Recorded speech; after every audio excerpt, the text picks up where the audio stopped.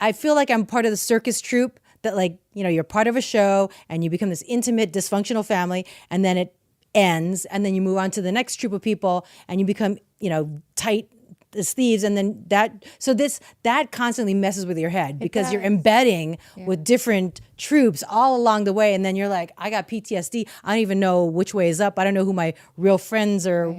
Don't I have my hate family. That?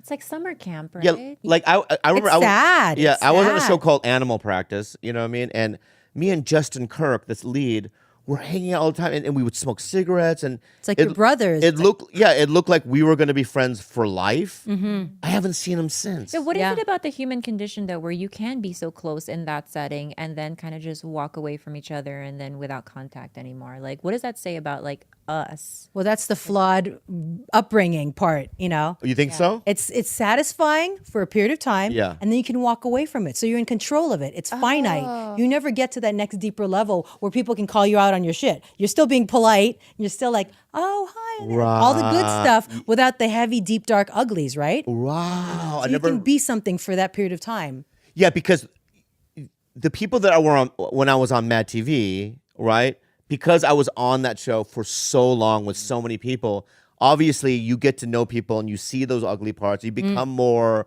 enmeshed and more emotionally. Like, tomorrow we're going to go to, Jordan invited us to the Nope premiere. You know what I mean? Because I was on Mad TV with Jordan, and we were on it for so long together that, like, there is a brotherly thing there. But, like, Animal Practice only lasted 13 episodes. Yeah. And you're there, and you just never get to that point of that connection. I think you're right about that. That's very interesting. I want to ponder about that. But Bring it to your trauma therapy. Like when I do hear his stories about projects he's done, it's like anything that he was a part of for 3-4 months is like remains a fantasy bubble. Like everything was perfect, the people were great because it had the never best really time. Yeah. And then when you explain Mad TV, because you were on it for so freaking 8 long, years. you only tell me Wow. horror stories. Horror stories, dude. Horror stories. Horror.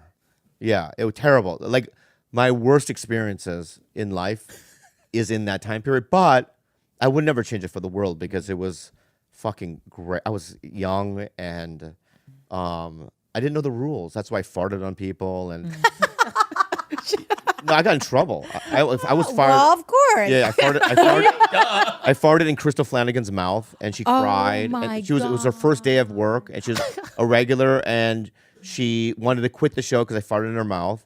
And Wait, while she was eating while she was eating yogurt, and then another actor attacked me, and I went home. I was like, "What was so bad about that?" You know what I mean? But It's supposed to be funny, and that was funny, right? It's like, do you ever wonder why then they kept Koreans out of showbiz for so long? It was you. You were the catalyst. You were the precedence. Like, You you think- set a precedence. You're like, You think so? Yeah, you fucked it up for a lot of people, Bobby. yeah, Oh my God. but because I feel like the rules changed a little bit. You don't think Dick Blasucci was like, hey, we cannot have Koreans in any other projects? This Yeah, one? because I pooed in the executive producer's office. Yeah. You what? Keep in mind, he was on drugs as well. I was on drugs too. Okay, well, but there's- I took a poo. I took a poo in the middle of his office. But my point You is, and Amber Heard.